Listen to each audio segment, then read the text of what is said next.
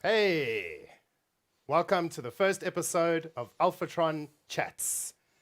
I'm Noel from Alfatron Electronics, and with me in studio today, Spencer Thomas.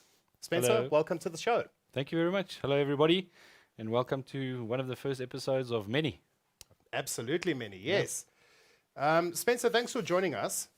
In this episode today, we will be discussing the ins and outs of PTZ cameras, as well as the technologies inside them. But before we begin, Spencer, please tell us, what is a PTZ camera and what kinds of PTZ cameras are out there? Okay. So PTZ camera, as it stands, is a pan tilt zoom camera. So you've got the normal static camera, which obviously does not move up and down and zoom in and out or whatever the case is. So in terms of these cameras, it's a, as I say, pan tilt zoom camera, which is automatically driven from the camera itself over software or whatever the case is. And you could use these all over the place. Why you would need them for, let's say, a little bit of a bigger size boardroom where you've got a really long table and you want to sort of catch the guys at the back, but then also you want to bring it into a wide angle picture for the guys in the front or the entire room or whatever the case is. Capturing different people or different spaces, like on a church stage, for example. The choir on this side, somebody else on this side playing the organ or whatever the case is. So you can sort of manipulate it, move it from left to right, zoom it in, zoom it out, all those kind of things. So Nice. Okay, great. So I'm actually keen to sort of find out, how would we work out what type of PTZ camera to use, let's say, in a boardroom space, as an example? How would we work out what type we would need? I mean, would we need like a 3x cam or a 5x, or how do we look at those sort of specs to say at the end of the day, okay, well, this is the camera you need, and this is what will work in your boardroom? Okay, so there's a couple of different things that go into it. Obviously, the size of the boardroom would matter, first of all. Okay. So obviously, if it's a short, wide boardroom, you would go with a smaller X version of the camera. If it's a longer, thinner boardroom, you would go for a longer or a bigger, higher X. So we start off, I think, on 3Xs. Okay. Then we go to 5X, we go to 10X, 12X, 20X, 30X. So 30X is big. I mean, that's for huge rooms or whatever the case is. You wouldn't necessarily put that into a boardroom environment because, I mean, that's some people do, depending on how close you want to get to the people at the back of the room or whatever the case is. And depending on the type of environment that they want to use as well, we've got different types of cameras. So you've got a camera with an HDMI connection, you've got a camera with USB connections, you've got an SDI camera, and then the newer technology, which is the NDI version of cameras, which is networkable based. So it all depends on the environment and how these guys want to bring the cameras into their call or into the environment, basically. So if you're looking at like a training center, conferencing center, whatever the case is, where you've got sort of one or two cameras up, and let's say they're doing a VC call, you might bring that into some kind of an HDMI switcher or an SDI switcher, which has a USB output, which will go into a PC, which will go into the Zoom call.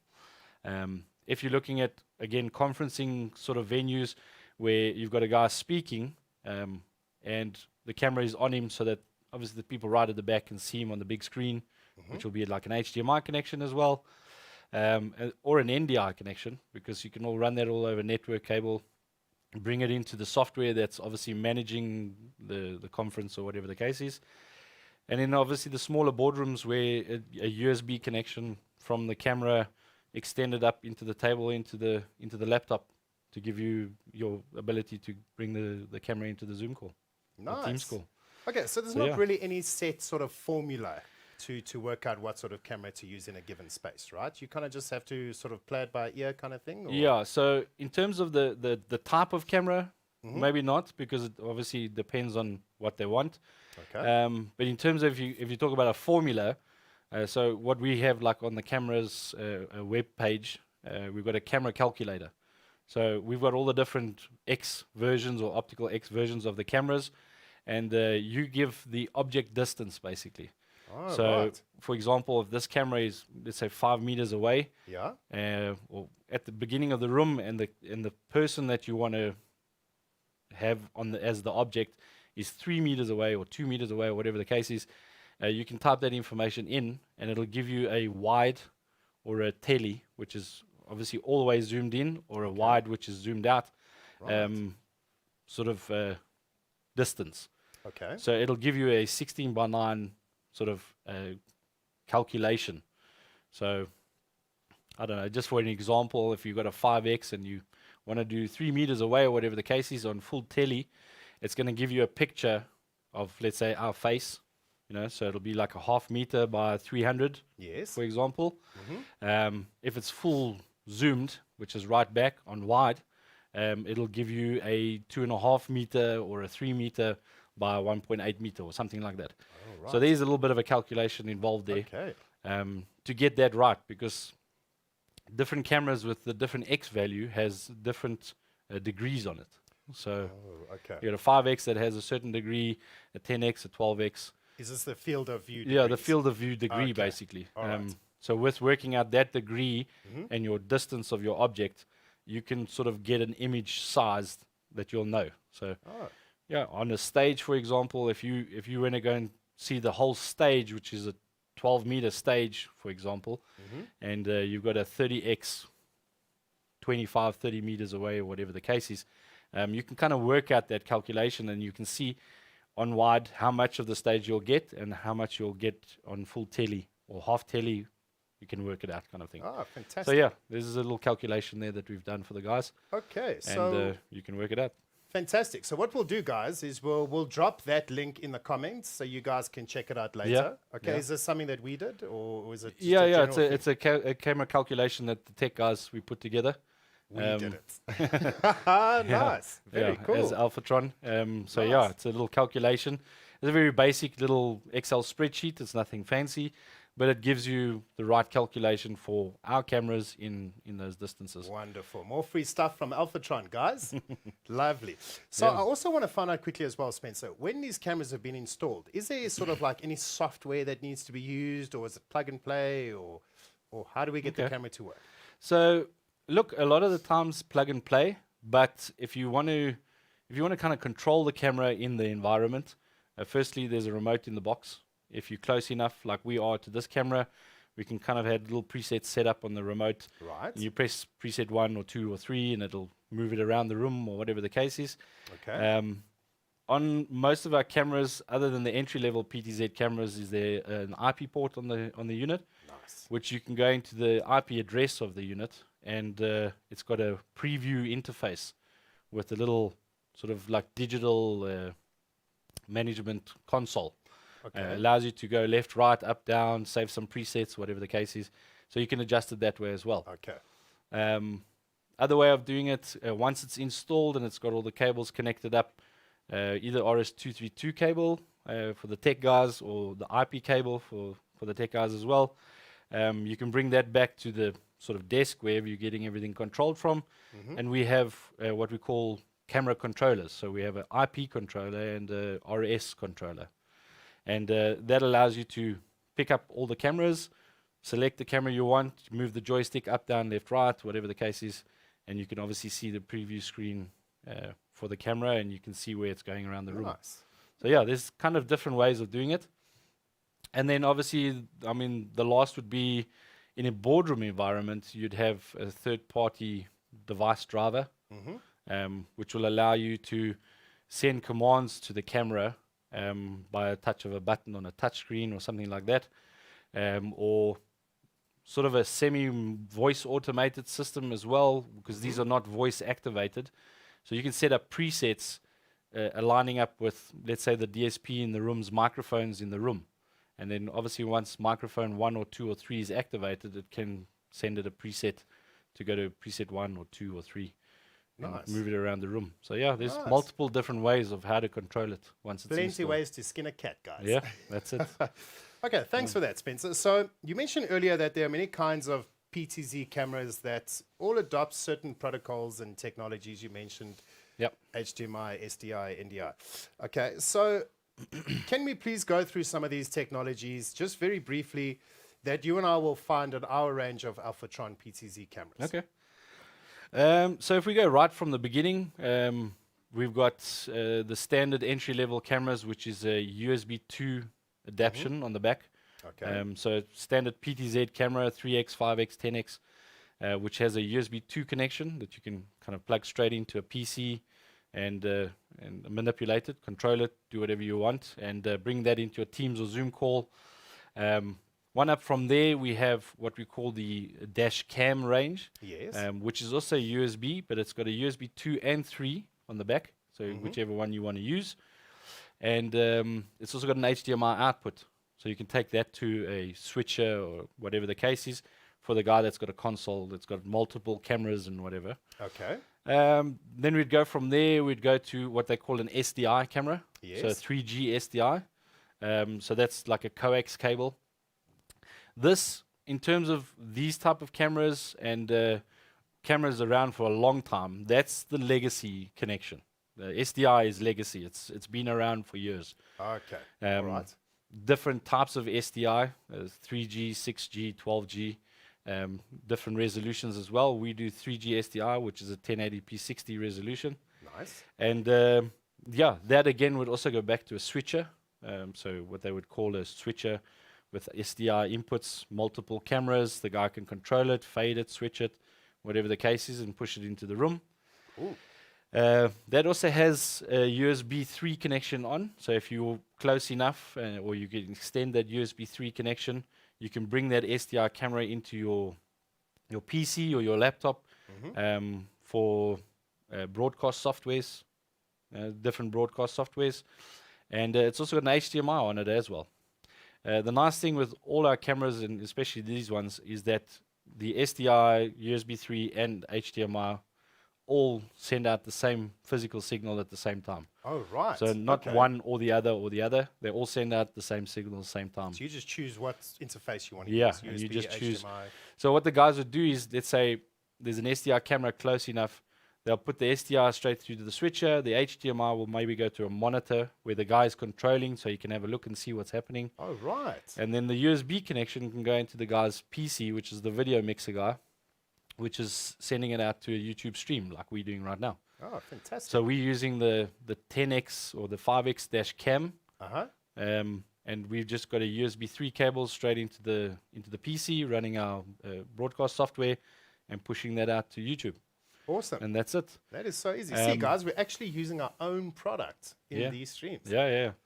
And then what we call, it's not the new kid on the block, but it's been around less than most, especially in sort of the AV world, is the NDI HX format.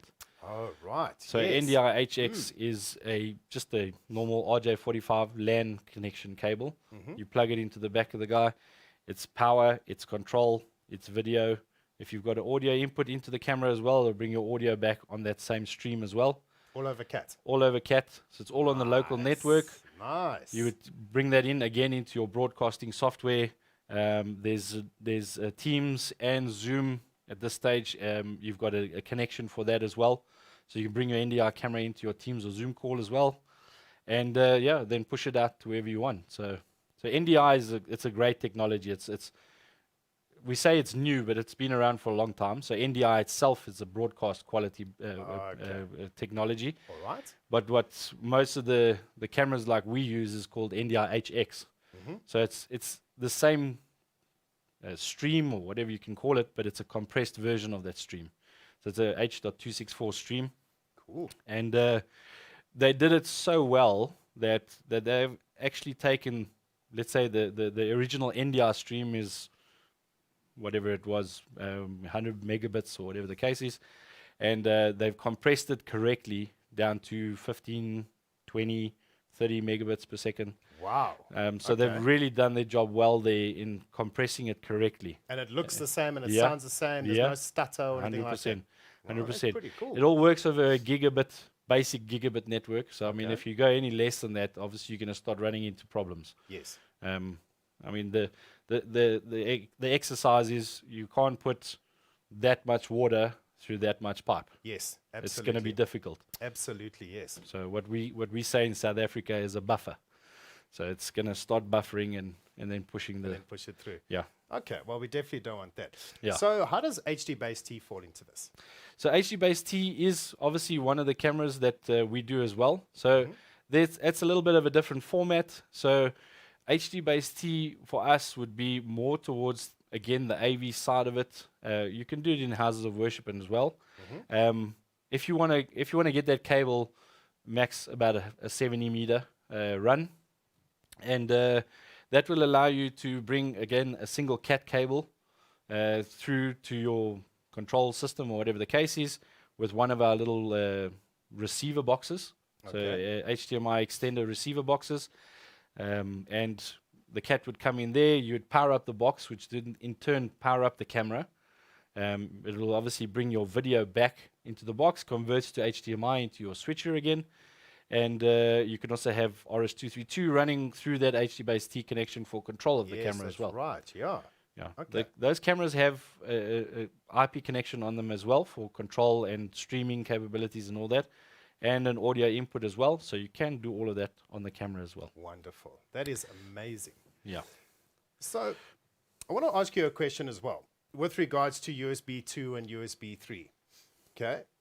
Why do some cameras come with a USB 2 or a USB 3 or both? Okay. And what are the benefits of these two technologies, USB 2 and USB 3?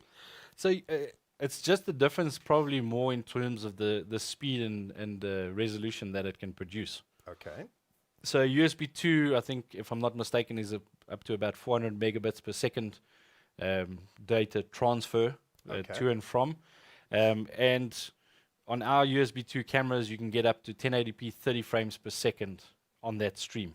Okay. Okay. Where you go to USB 3, that'll allow you to do a 1080p 60, which is from our cameras, Yes. and more, because a USB 3 connection goes up to about a 3 gig data transfer rate. Oh, okay. So you can push a lot more there.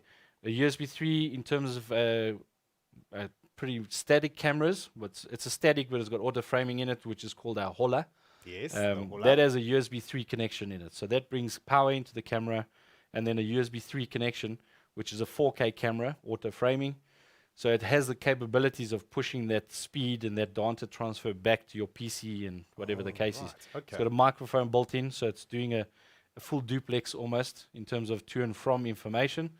Whereas the USB 2 connection is somewhat slower. Okay, so it's bandwidth. Yeah, That's it's more basically kind what of a it is. bandwidth type Bandwidth of, kind of kind of Okay, issue. that makes perfect So sense. a lot of the newer cameras are 4K res cameras, Yes.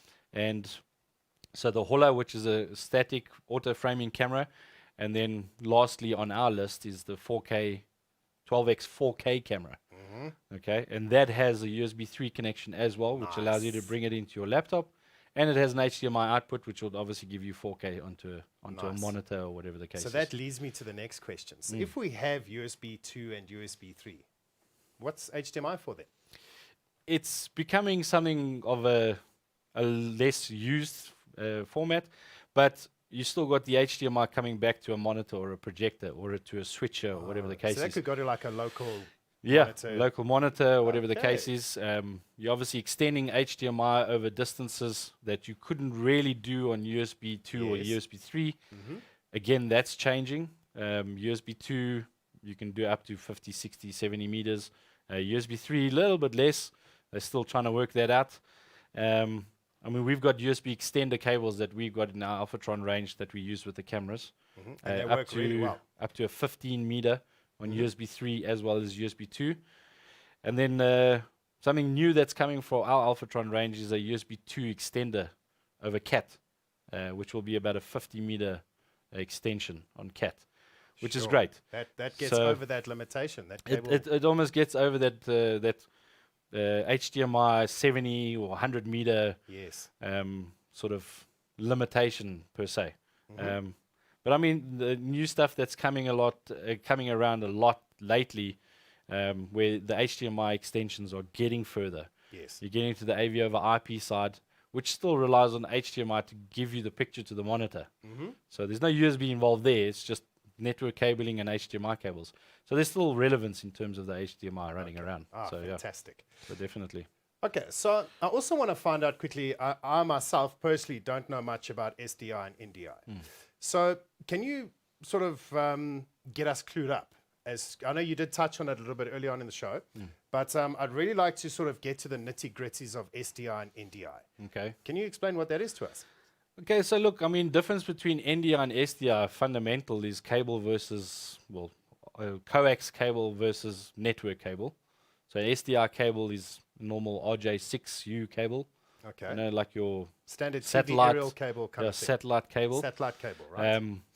Obviously a little bit better quality, obviously because there's a lot more running down the cable kind of thing, with a BNC connector on the unit, whereas NDI is a network cable. Okay. Probably Cat6 upwards because of the amount of data on the stream or whatever the case is. And I mean, yeah, in terms of the video formats, they can pretty much do the same. So if you've got NDI or SDI, they can do the same formats on our cameras. Okay. NDI can go further. It can go to 4K. SDI can do the same. I think it's either 6G or 12G connection. But then you've got a couple more cables and all that kind of stuff. Whereas on NDI side, you still just got a Cat6 that can allow you to do all of that Everything. kind of Control, control everything like that. video, audio, the whole toot. Yeah. The other big difference is, again, where you're coming back to the control side of it. So now, on an NDI camera, I've got one cable that allows it to power up the cable, the camera. It gives you the video feedback to wherever you need it to be. And you got control over that same cable via our IP controller or via an application or whatever the case is. Whereas on an SDI camera, you've got SDI bringing the video back. Then you've got another cable to run power, because they're PoE cameras, over the network cable, which allows you to do power and then obviously the control of the camera as well. So you've got two cables instead of one. So there's the kind of differences on that side as well. Both of them have the ability, or all of the cameras that have network connection have the ability to do local streaming on it as well. So by rights, you could stream directly from the camera as we speak now to the YouTube channel that we're busy doing at the moment. Yes, Michael and I did a show on that previously. Yeah, so we could have brought the mixing desk in that Mike at the back's got. Yep. Brought that into the camera. Not necessarily this camera doesn't have an audio input, but an SDI or an NDI has that ability. And straight from the camera's interface, you can go and set up your YouTube or Facebook or Twitch or whatever the case, stream directly on the camera. To the camera. Yeah. So you got your mic there. That's kind of more towards the gaming kind of guys. So you got this kind of camera. You know, you always see the guys, the gaming camera up at the top here. You got a microphone, and the guys are doing their games or whatever the case is, and they're overlaying on a software, broadcast software, and that ability is available straight away from the camera itself. From the camera itself. Yeah. That is amazing. So yeah, quite a bit of really stuff. Cool. Okay, so I just want to also take a little step back as well. You mentioned earlier about NDI HX. Okay, so tell us more about that, because that sounds very exciting. So I mean, it's quite simple. So you got NDI, which is the standard, the format, and then NDI HX, which they've now taken into these type of environments, and it's a compressed form of the original bandwidth or data transfer. Yes. Brought it into a H.264 stream, brought the bandwidth down. It allows you to bring more NDI products onto one network.